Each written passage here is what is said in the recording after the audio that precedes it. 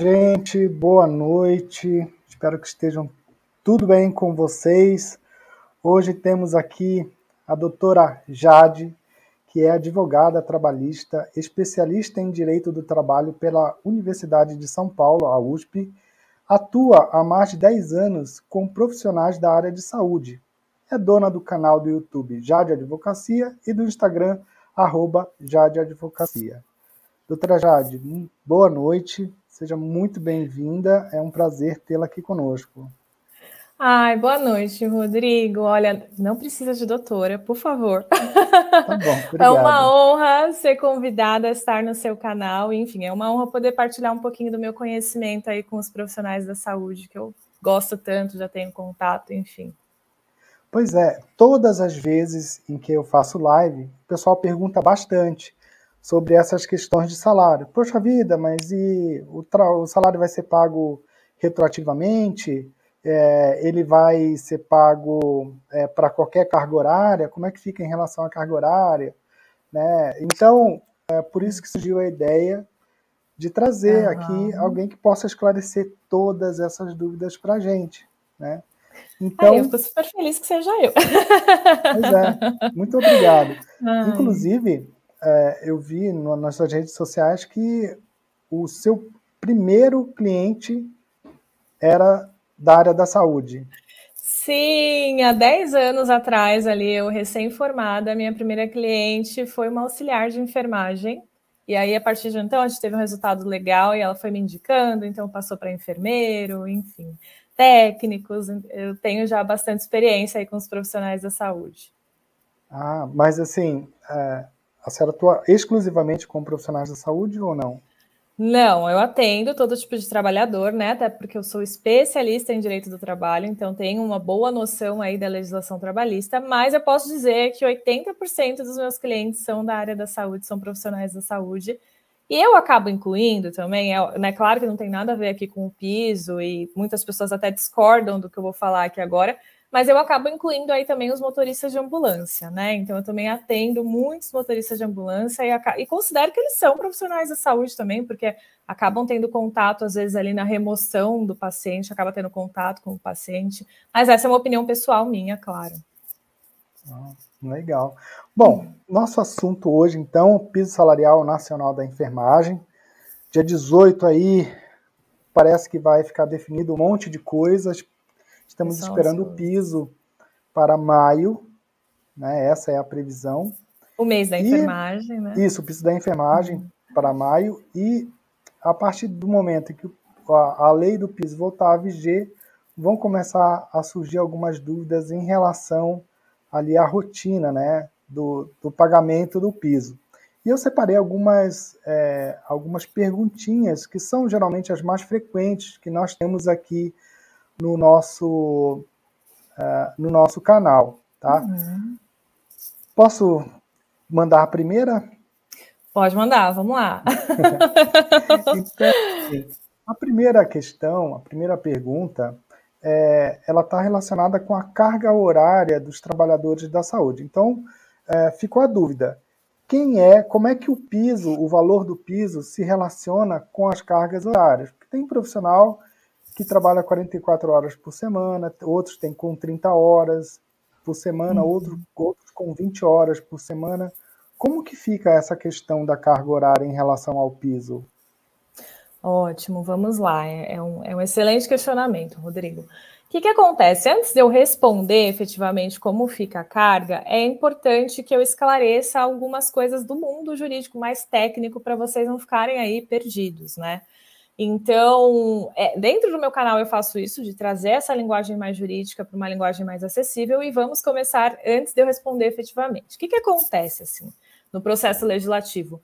Quando o legislador decide criar uma legislação, então vai para as comissões, cria-se um comitê, as pessoas que estão decidindo ali sobre aquelas questões, elas não conseguem pensar em tudo, né? Em tudo, todos os problemas que podem acontecer quando a lei vier para o mundo material. Então, quando a lei começar a ter efeitos para os profissionais da saúde, não dá para prever tudo. E essa questão da carga horária é uma das questões que eu vejo que na legislação ficou uma lacuna, né? O que a lei fala especificamente com relação à carga horária? Que o piso ele vai ser instituído independentemente da jornada. Então, fica aí em aberto que tanto faz, se for uma jornada, por exemplo, 6x1, eu já tive, né, profissionais da saúde que trabalhavam aí no 6x1, trabalhava 6 horas por dia, por exemplo. Então, tanto faz se a pessoa trabalha 8 horas ou se trabalha 12 horas no 12x36. Pela legislação, pelo que está ali na lei, a gente entende isso. Mas, se a gente for pensar de uma forma estratégica, né, se a gente for conversar aí com um advogado, surgem algumas questões. Por exemplo, a Constituição Federal, que é a nossa lei maior aí, ela nos diz que a carga horária tem que ser de 8 horas. Então, seria justo uma pessoa que trabalha 8 horas receber o piso e a que trabalha 12 horas receber o mesmo valor? Uhum. Exato. Então, né, surgem essas dúvidas que provavelmente, agora a gente não tem uma resposta efetiva sobre isso, mas que provavelmente quando a lei vier aqui para o mundo material, ou seja, quando começar a fazer efeitos para os profissionais da saúde, vai ter que surgir uma nova lei para que isso seja respondido.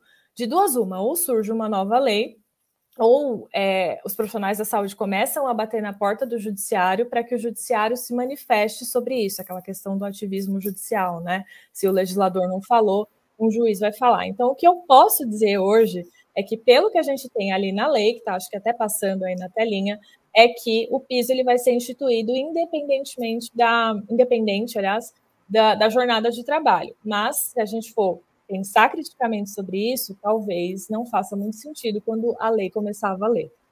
Deu para ficar Entendi. Vai existir aquela questão de equiparação salarial para a mesma função? Vamos supor, eu tenho uma técnica de enfermagem que trabalha com uma carga horária e que ganha o piso, e tem uma outra que trabalha em uma carga horária menor e que também ganha o mesmo valor do piso. Então, mas pode complementar, por favor. Não, é isso. Então, porque a equiparação, ela tem a ver com a função. Se a pessoa faz a mesma função, tem umas regrinhas ali específicas na CLT sobre quando vai valer a equiparação ou não, mas se ela faz a mesma função, teoricamente ela tem que receber o mesmo salário. Agora, essa questão da carga horária seria mais ou menos uma questão do proporcional. Então, se a lei considerar, por exemplo, que o piso vale para 8 horas, então a pessoa que trabalha 6, ela vai receber o proporcional. A gente vai fatiar ali a hora, vai descobrir o quanto vale a hora dela e fazer o proporcional para 6 horas, entende? Entendi. Mas vamos supor o seguinte, eu tenho uma enfermeira, tá, com o valor que está recebendo o valor do piso, R$ 4.750, e ela tem uma carga horária. E se eu tiver uma outra enfermeira que tem a metade da carga horária dela? Quanto que é, teoricamente... Então, vai ser o proporcional, entende? Teoricamente, teria que ser... Mas aí que está a questão que eu estou explicando. A lei, ela não fala sobre isso, ela só fala independente da jornada. Daí, lendo a lei crua, a gente entende. Se a pessoa trabalha 6x1, 12x36, 8 horas, me parece que é o mesmo valor. Só Entendi. Que aí gera essa incongruência que você está me falando, entendeu? Justamente isso que você está me perguntando. Vai ser proporcional ao tempo que a pessoa trabalha? E sobre isso, a lei é vaga, entende? Então, não consigo te dizer aqui, efetivamente, a pessoa vai ter uma carga horária proporcional, porque depende de quando começar a valer a lei, né? Vão surgir essas dúvidas, e essas pessoas que estão com essas dúvidas vão fazer o quê? Vão bater na porta do judiciário ou vão exigir que uma nova lei surja.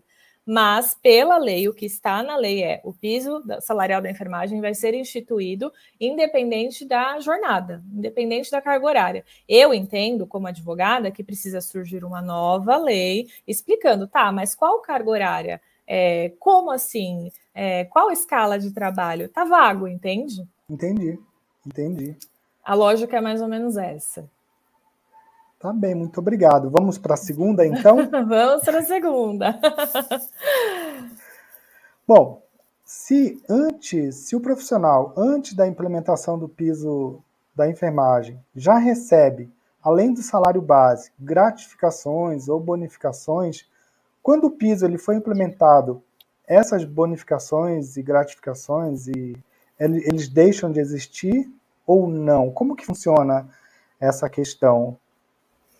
Tá, vamos lá. Daí também a gente precisa entender uns outros institutos, porque é assim, no direito tudo depende, né? E aí isso acaba refletindo aí também nas respostas. O que acontece? Primeiro, a gente tem que entender de qual tipo de empregado nós estamos falando. Então, a gente tem aí 3 possibilidades. Eu tenho o empregado contratado por uma instituição privada que se aplica a ele a CLT, a Consolidação das Leis do Trabalho. Eu tenho o empregado público, que é contratado por uma instituição pública, mas a ele se aplica a CLT, a Constituição das Leis do Trabalho, e eu tenho o servidor público, né, que a ele se aplica uma legislação própria e os estatutos aí de cada região. Então, entendendo isso, eu consigo dizer, para ele vai se aplicar a CLT ou não vai se aplicar a CLT. Pela CLT, o que eu posso dizer pela CLT com relação às gratificações e às bonificações? A gente tem que diferenciar aqui os 2 institutos. O primeiro é o salário, então eu tenho o salário que eu recebo. E o segundo instituto é a remuneração. A remuneração, ela compõe tudo que eu recebo. Então, dentro da remuneração, tá a gratificação, tá os adicionais, as premiações, tá? Então, são 2 institutos diferentes. Partindo da premissa, então, de que são 2 institutos diferentes, como eu posso falar em excluir uma gratificação ou uma bonificação se ela é completamente diferente do salário, entende? Então, essa é a nossa primeira lógica. Se a gratificação ela é, por exemplo, pela função, gratificação por função, ou uma gratificação por tempo de serviço, não tem nada a ver com o valor do piso salarial da enfermagem, são 2 institutos completamente diferentes. A premiação, teoricamente, ela vai medir o quê? A produtividade do empregado, certo? Não Sim. tem nada a ver com o piso. Então, até por um entendimento lógico, não faz sentido que a instituição, que se institua o piso e se retire gratificações e bonificações. Esse é um primeiro ponto, né? Aí, num segundo ponto, a gente tem que analisar os princípios que regem aí cada legislação. O que é um princípio, na verdade, assim? Né? Eu tenho que explicar essas coisas, senão as pessoas não vão entender nada. O princípio, ele é o que inspira a lei. Então, antes da pessoa ir lá criar a lei, surge essa inspiração quase divina que no direito a gente chama princípio. Aliás, que nenhum advogado constitucionalista me veja falando essas coisas. E aí, esses princípios vão inspirar a legislação. Dentro da CLT, eu tenho 2 princípios que são super importantes, que é o princípio protetivo. Então, o princípio protetivo, o que ele fala? Que o trabalhador, ele é a parte mais fraca da relação. Então, as leis têm que ser criadas já pensando em proteger o trabalhador. E o segundo princípio é o princípio da condição mais benéfica. Então, esse princípio da condição mais benéfica, ele fala o quê? Se algo se incorporou no salário, você está muito tempo recebendo aquilo, assim, falando bem, basicamente, não tem por que eu voltar para uma condição que é desfavorável, né? Então, pensando na lógica de que são 2 instituições diferentes, a bonificação e o abono, e pensando na lógica dos princípios que regem, né, toda a legislação trabalhista, não pode ser, não, esse abono e essas gratificações não podem ser retiradas, né? Não faz sentido. Então, isso falando para quem é regido pela CLT. E o servidor público, né? Pode, então, de repente, porque as leis são fraudadas o tempo todo, né? Isso acontece o tempo todo, então, de repente, pode aparecer um estatuto tirando a gratificação e tirando a bonificação por causa do piso salarial da enfermagem? Pode acontecer. Só que a gente tem que lembrar dos princípios que regem as relações, inclusive da própria Constituição Federal, né? Então, tem aí o princípio da boa-fé, tem os princípios da CLT, princípio protetivo que é da CLT, mas que de alguma maneira acaba tendo a mesma lógica, né? Porque a gente não pode diferenciar um trabalhador de um servidor. Então, assim, se você conhece essa estrutura, se você entendeu o que eu falei aqui agora, se isso acontecer, você está preparado quando vier ali a lei do piso. Quando o piso começar a valer, se de repente a sua empresa ou a prefeitura retirou a sua bonificação e a sua gratificação, você entendeu a lógica, você está preparado, então, para bater na porta do judiciário e falar, eu sei que você está errado. Entende? Entendi.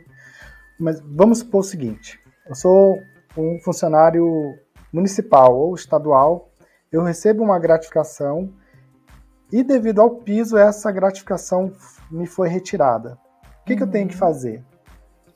Então, entendeu a lógica dos princípios que eu expliquei aqui. Então, você já pegou o recado.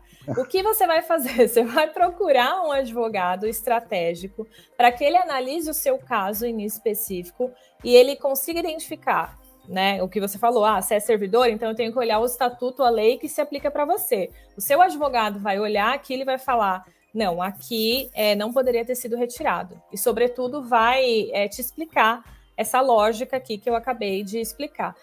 A gente está com essas lacunas, né? A lei do piso, ele não fala especificamente sobre retirada de abono, não fala especificamente sobre a questão da jornada, como a gente falou. Então, partindo do princípio que nós temos uma lacuna, pode ser que a única solução seja lá na frente entrar com um processo, bater na porta do judiciário e pedir uma solução para o judiciário, entende?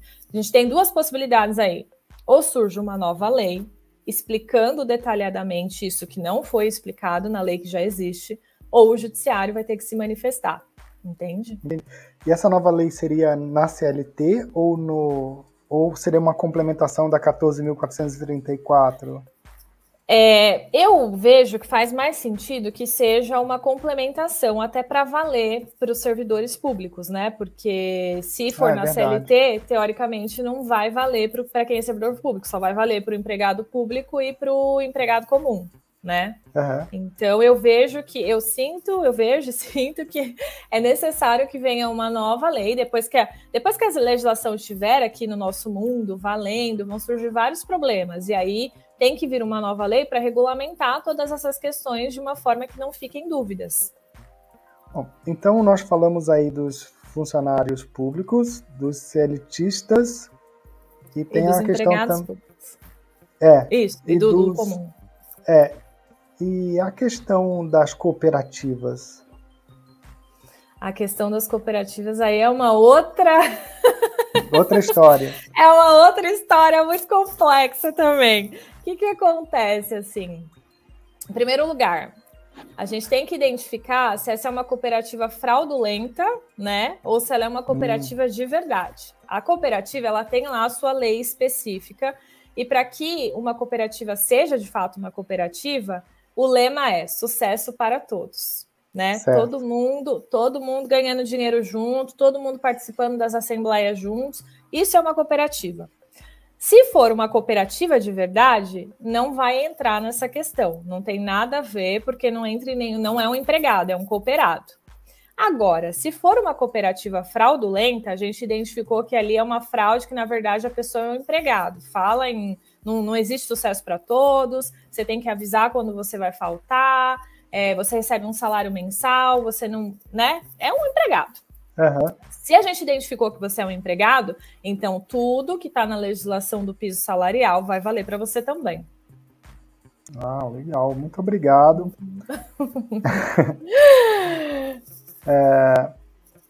Tem mais uma pergunta aqui. Sim. Que em relação aos profissionais que estiverem afastados do SUS quando o piso foi implementado. Especificamente se vai valer o piso para quem está afastado? É essa dúvida? Isso. Tá. Então vamos lá, a gente também parte... Toda pergunta que você me fizer, eu volto com outras perguntas para você, porque o direito é assim. Então, em primeiro lugar, a gente tem que entender, esse empregado, ele está afastado há mais de 15 dias ou menos de 15 dias? Por quê? Se ele está afastado há mais de 15 dias, a empresa não é a responsável pelo pagamento do salário dele. Então, quem é responsável é o INSS. Agora, se essa pessoa está afastada há menos de 15 dias, a empresa é responsável pelo salário. Então, sim, tem que ser atualizado, né? Não pode existir... Tem algo na Constituição que todo mundo é igual, né? É um princípio da Constituição, todo mundo é igual. Então, não pode existir essa diferenciação só porque a pessoa está afastada. Entendi. Estou vendo aqui algumas publicações aqui para ver se tem alguma pergunta. Tem algumas aqui, mas aí depois nós responderemos. Estou curiando aqui os comentários, estou vendo aqui uns elogios. Eu quero agradecer a todo mundo, inclusive aos meus clientes que estão presentes. Tamires, maravilhosa. Se passou algum aqui também, desculpa, eu quero agradecer a todo mundo. Temos Shirley algumas. também é minha cliente. Ó, eu tô passando aqui alguns.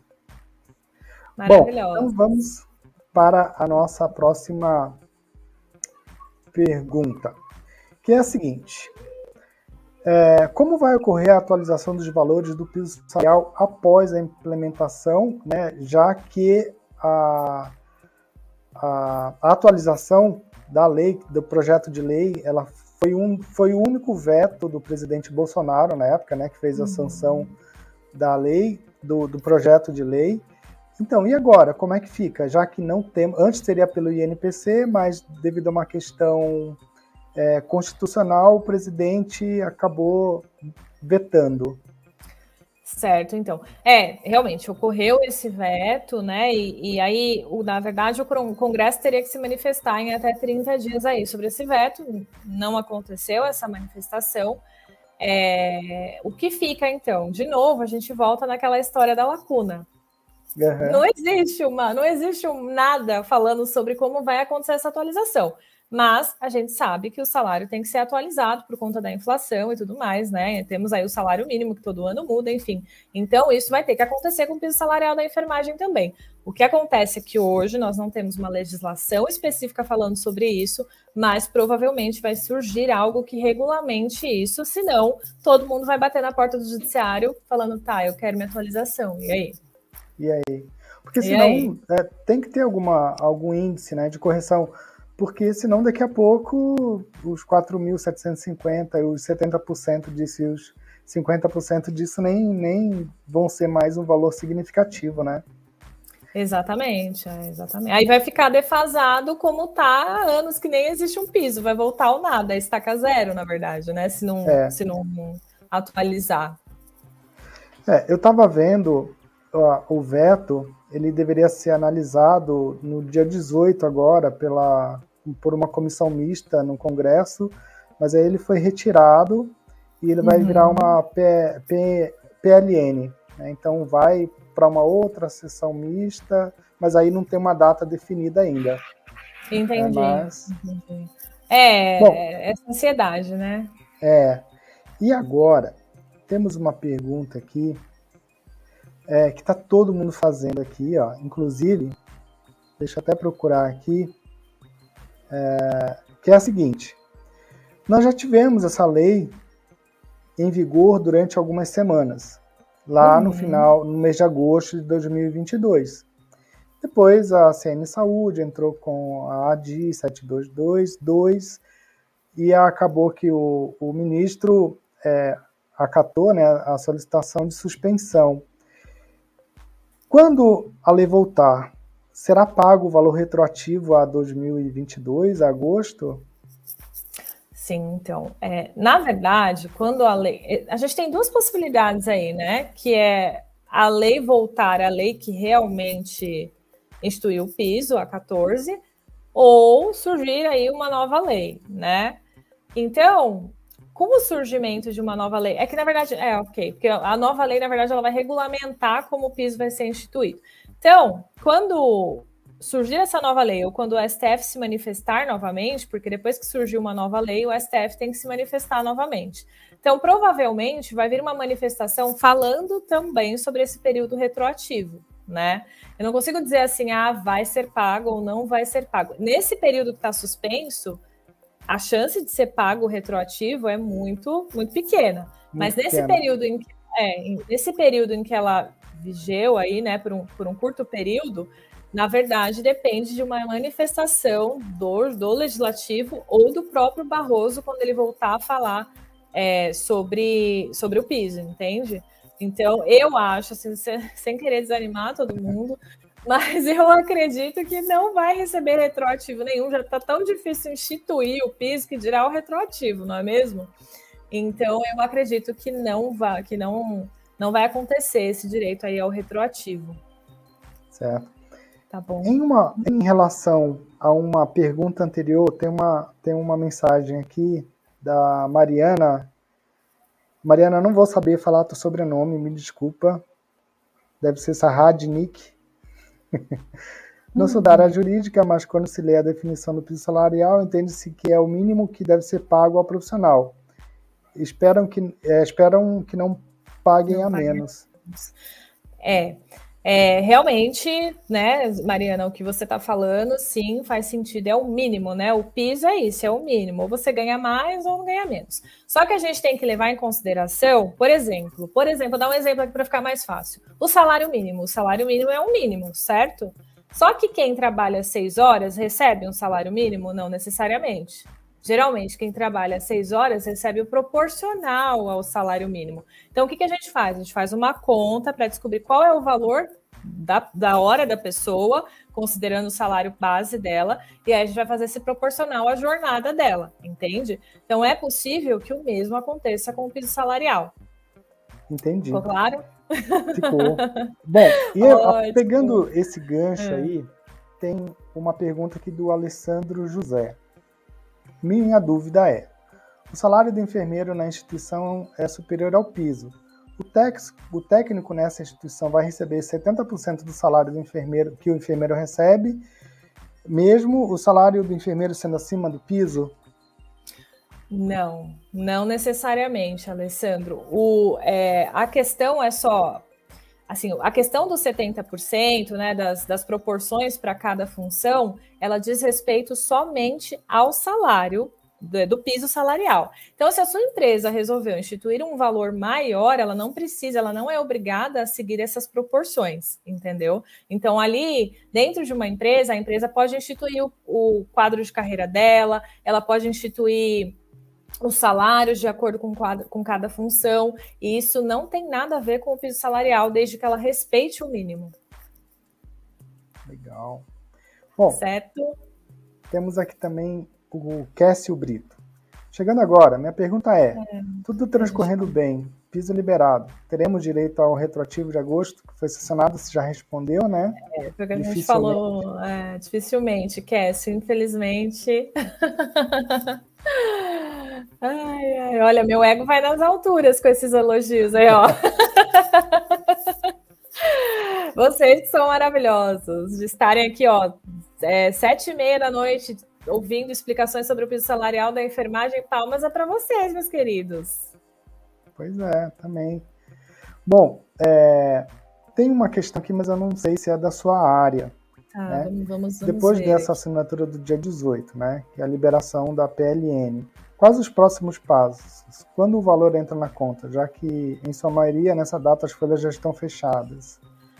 Então, assim, não é da minha área, eu não sou advogada constitucionalista, né, então não posso falar exatamente sobre a tramitação das leis. Mas o que eu posso adiantar é que depois de sancionado o piso, depois da gente ter as explicações necessárias ali numa nova lei, ali dentro da própria lei tem que vir uma explicação sobre quando começa a valer, né? Entende? Essa é a função do legislador, na verdade. A função do legislador não é deixar todo mundo confuso, é vir e dar uma resposta para a sociedade.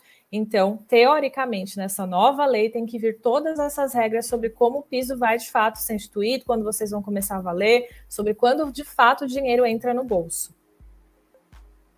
Eu vou colocar aqui só para responder para a Gitana. Ela está perguntando em relação aos retroativos. Gitana, a doutora já respondeu que dificilmente vai acontecer isso, a não ser pelo período em que a lei ficou vigente. São 2 ou 3 semanas, se eu não me engano. Sim. Sobre essa, só vou aproveitar para... Posso, por favor? Essa questão que você fala, Gitana, sobre necessário dar entrada na justiça, isso é muito relativo, porque às vezes ali nessa própria nova lei vai vir as regras de quando, de fato, o piso começa a valer ou não, né? Então, se ele vai ser retroativo ou não. Então, se tiver uma lei ali falando, né, um artigo ali falando não vai pagar o retroativo, não adianta entrar na justiça que não vai conseguir. Agora, se não tiver nada, se tiver, assim, é uma coisa meio dúbia, né? A gente não sabe se sim ou se não, que nem a questão da carga horária, das gratificações, sim, pode ser que valha a pena entrar na justiça. Bom, aí tem uma questão aqui, que eu também não sei se é da sua área, fique à vontade para indicar um outro profissional para nós entrevistarmos. O aposentado terá direito ao piso? Olha, gente, eu realmente vou ter que procurar uma amiga minha do Previdenciário para ajudar vocês aqui, porque não é a minha área, eu faço só trabalhista mesmo. Aí tem aqui a Regina Queiroz, estou afastada há 1 ano, vou ter direito ao piso? Sou funcionária pública. Então, se você tá afastada há 1 ano, Regina, provavelmente quem está pagando é o INSS. Então, faz sentido que o INSS considere ali o proporcional para te pagar, sim, né? Mas aí não é uma questão com a empresa e com a prefeitura, é com o INSS. Doutora, a senhora topa responder mais algumas perguntas do pessoal aqui ou a senhora vai me cobrar o honorário? Não. Temos mais alguns minutinhos aqui e depende da pergunta também, né, gente? Eu vou deixar bem claro, assim, eu sou advogado especialista, eu estudo isso todos os dias, mas não é por isso que eu sei a resposta de todas as coisas nessa vida. Às vezes a gente tem que voltar para né? Eu gosto de dar uma resposta bem fundamentada, então o que eu senti que eu preciso voltar e dar uma estudada, por exemplo, um caso mais específico, de uma lei mais específica, a gente pula essa pergunta, tá bom? Vamos combinar assim? Combinado. Bom, aí temos aqui também tem uma que é bem interessante, da Célia Drugolkowski. Nossa, a Célia, ela sempre está aqui nas nossas lives, eu nunca sei se eu falo o nome dela, o sobrenome dela correto. Trabalho em um centro cirúrgico, gostaria de saber sobre a insalubridade. Vamos continuar recebendo? Então, Célia, a questão da insalubridade ela não tem muito a ver com o piso. Na verdade, a insalubridade ela vem do fato de você trabalhar em um ambiente insalubre ou não. Então, se você já recebe, se o centro cirúrgico que você trabalha lá você continua tendo contato com doenças infecto-contagiosas, né? Com uma série de agentes insalubres, então sim, você vai continuar recebendo, mas depende do local que você trabalha, não necessariamente do piso, tá bom? Aí tem aqui o Diego Rodrigues. Tenho 2 perguntas. Uma, recebo uma gratificação por produtividade já estabelecida em lei municipal. Com o piso, há risco de perdê-la? Volta naquela pergunta lá, não sei se o Diego pegou a resposta, mas a lógica é a mesma, né? A gratificação ela é completamente diferente, resumindo aqui para quem entendeu. A gratificação é um instituto, o salário é outro, são 2 coisas completamente diferentes. Então, por lógica, não faz sentido que você perca essa gratificação. Mas as leis, né, não são seguidas, a maior parte das leis não são seguidas. Então, pode acontecer que sim, que você perca, e aí, nesse caso, o indicado é que você procure um advogado da sua confiança para que juntos vocês peçam uma solução aí para o judiciário, tá bom? Só o Cassie aqui está agradecendo por ter respondido a pergunta. Rodrigo, parabéns pelo canal. Obrigado, Cassie. Parabéns à entrevistada. Obrigada, Cassie. Obrigada. Eu vi uma pergunta, eu tinha visto uma sobre adicional, que eu achei que foi uma pergunta interessante. Não sei se passou aí. Se você achar, depois a gente... Tá legal. Coloca ela aí. O Itamar Santos. Boa noite. Os conselhos representantes da enfermagem poderiam entrar com uma ação no STF, com uma ação contra o Congresso por votar uma lei e não tê-la implementado? Então, é que, na verdade, a questão, Itamar, não é bem essa, que a lei não foi implementada. O problema todo é que consideraram que a lei ela não era constitucional. Então, o próprio nome da ação que está lá no STF é Ação Direta de Inconstitucionalidade. Então, a gente tem ali, vamos pensar numa pirâmide. A gente tem uma pirâmide e no topo da pirâmide a gente tem a Constituição Federal, que é a lei maior. Então, nenhuma outra lei que for criada, que está abaixo ali da Constituição, ela pode ir contra a Constituição. Então, não foi que a lei não foi implementada, foi que uma instituição olhou para a lei e falou: essa lei é contra a Constituição Federal, ela não pode valer, entende? Então, teoricamente, essa ação que você está perguntando acabaria não fazendo sentido. Eu estou procurando aqui aquela outra pergunta que a doutora mencionou, mas eu não estou encontrando, mas nós podemos falar sobre o assunto. Acho que Kai. Eu não sei se a pessoa tiver aí ainda, acho que ela perguntou sobre a base do adicional noturno e o que vai ser considerado, né? A base do adicional noturno e a base do adicional de insalubridade. Então, a gente tem que entender aqui, fazer uma diferenciação, que para o adicional noturno, sim, vai ser considerado salário base, se for o piso salarial, a gente vai calcular o adicional noturno com base no piso salarial da enfermagem. Mas o adicional de insalubridade, ele não é calculado pelo salário base. A gente tem uma ação aí, né? Teve uma ação, umas questões aí no STF, e aí ficou estabelecido que o adicional de insalubridade ele sempre vai ser calculado pelo salário mínimo. Então, para o adicional de insalubridade, tanto faz se vai ter o piso salarial da enfermagem ou não. Isso, exatamente, essa pergunta. Marcos, se o adicional muito obrigado. noturno. Isso, o que pode acontecer, e já aconteceu, mas assim, é a exceção, tá? É a convenção coletiva da categoria.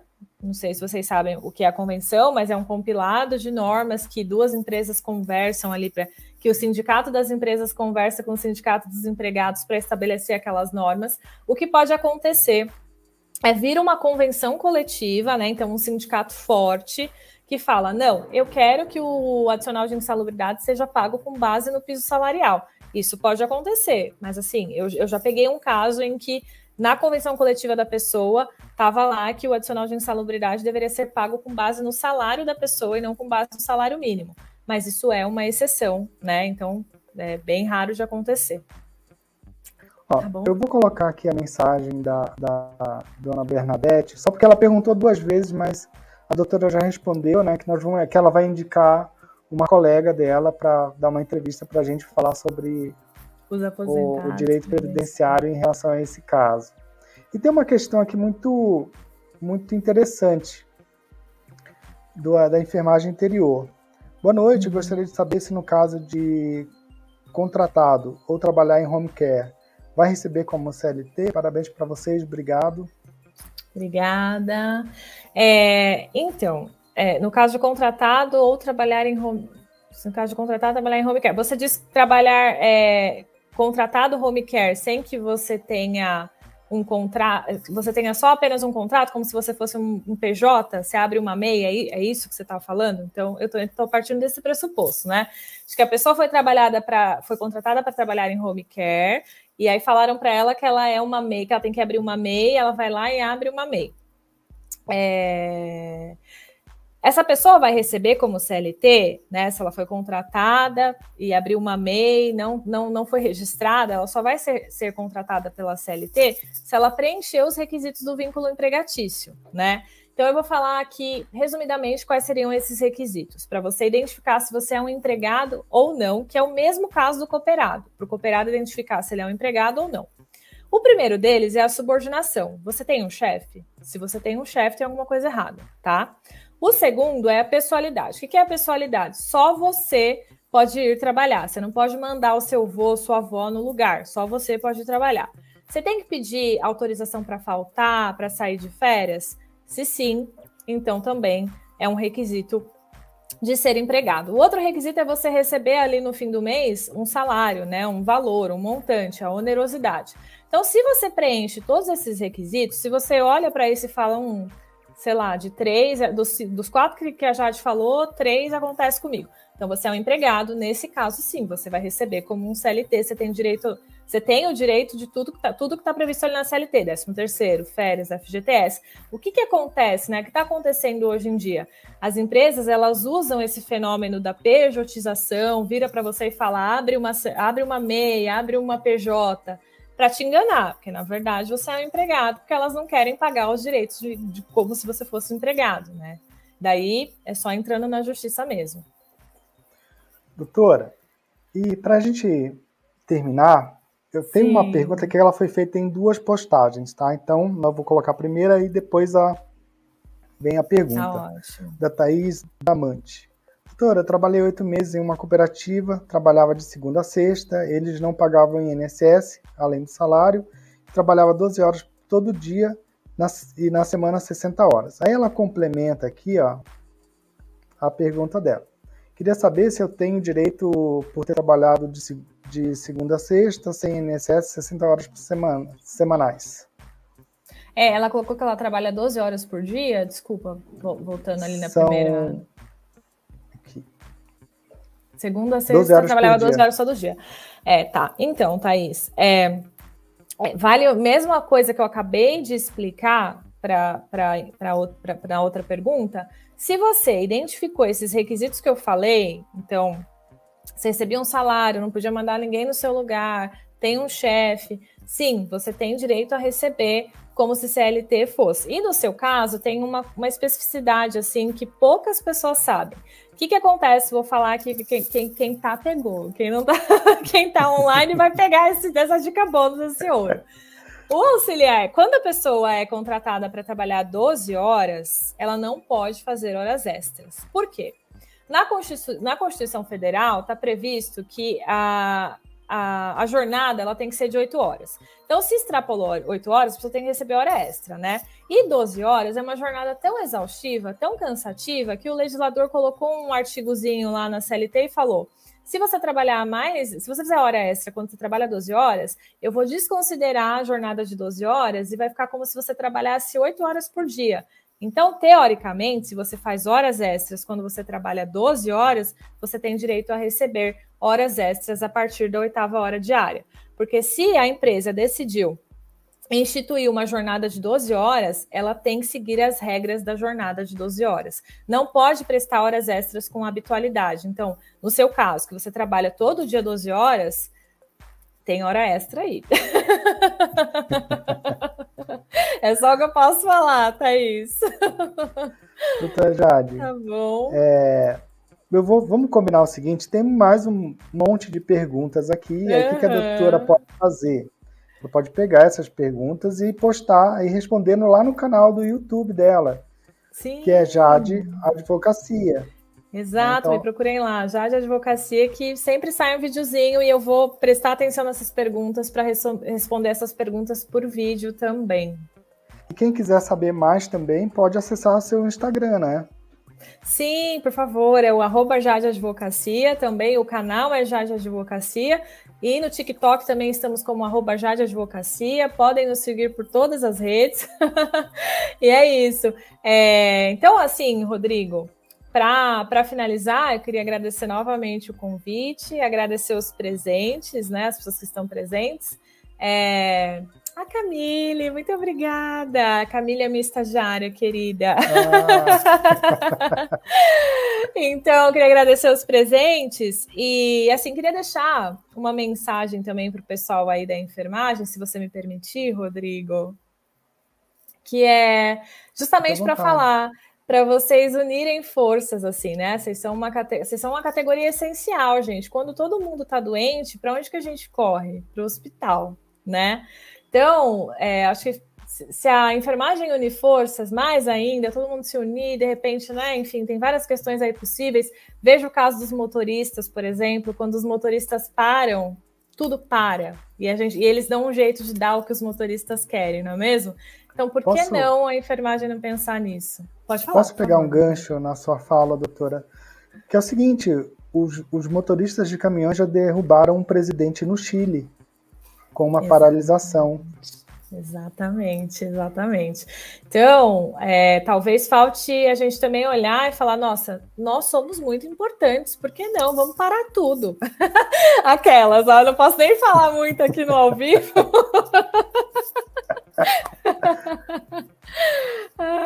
Mas é isso, enfim, queria agradecer aí estar com vocês, agradecer o convite. Tô feliz, não tem nem o que falar. Pois é, também estamos muito felizes e muito honrados com a sua presença aqui. Muito obrigado de coração. Vão ficar mais um monte de perguntas aí que a doutora se comprometeu em responder lá no Instagram ou no YouTube dela, né? Então, doutora, muito obrigado. Obrigada a você, Rodrigo. Pelo tempo, pelos ensinamentos. E eu espero, quando a partir agora de maio, o piso deve entrar em vigor, e aí eu quero convidá-la já para outra live, né, porque certamente vão surgir outras dúvidas. Com certeza, vamos combinar aí, o objetivo é esclarecer mesmo todas as dúvidas e transformar essa linguagem jurídica tão difícil, né, que a maior parte dos advogados usam, para uma linguagem acessível, para que todo mundo entenda realmente os seus direitos. Esse é o meu objetivo, é a minha missão. tá bom? E quem quiser contratar os serviços da doutora, pode entrar em contato pelo Instagram. Se tiver interesse, né, na verdade, né, não existe, né, não podemos falar isso. Mas se alguém tiver interesse de saber mais sobre o meu trabalho, pode me procurar nas redes sociais aí, tá bom? Tá bem, então, doutora, muito obrigado, uma boa noite e um ótimo final de semana. Para você também, Rodrigo, boa noite, muito obrigada, viu? Tchau, tchau. Muito obrigado. Tchau.